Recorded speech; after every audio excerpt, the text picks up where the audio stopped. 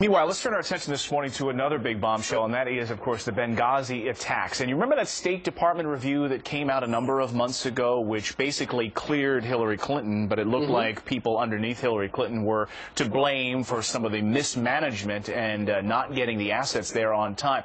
But now there is another investigation, Inspector General's report, looking at this State Department review. Another bureaucracy looking at bureaucracy because we're key witnesses basically told to keep quiet, to not come forward, with their testimony ignored in that State Department review. Maybe 10, maybe 20 individuals who were told to keep quiet. We don't want to hear it. And this comes on top, of course, of the news earlier this week that there are 4 whistleblowers who do want to come forward within the State Department or the CIA, but getting counsel, getting them access to the records that they need to see to represent them has been a difficult task with this administration. At least that's what the attorneys are saying, and here's one of them, Joe diGenova.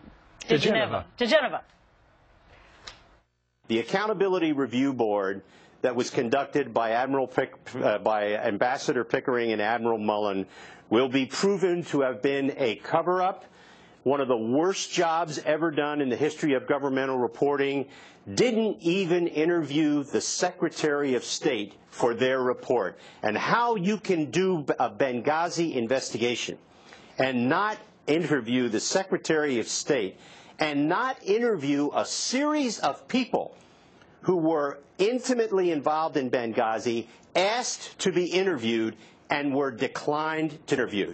The Benghazi report by Pickering and Mullen is a cover-up.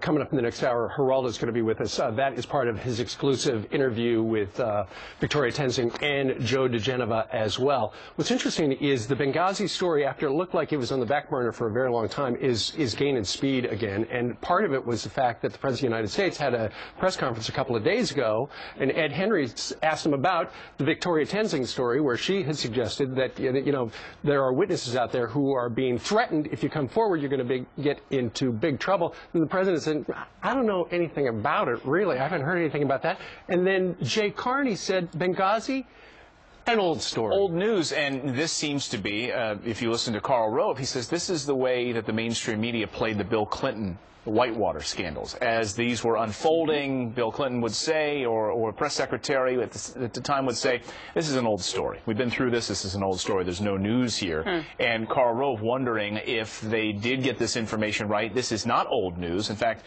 this is new news. That's what news is. Listen.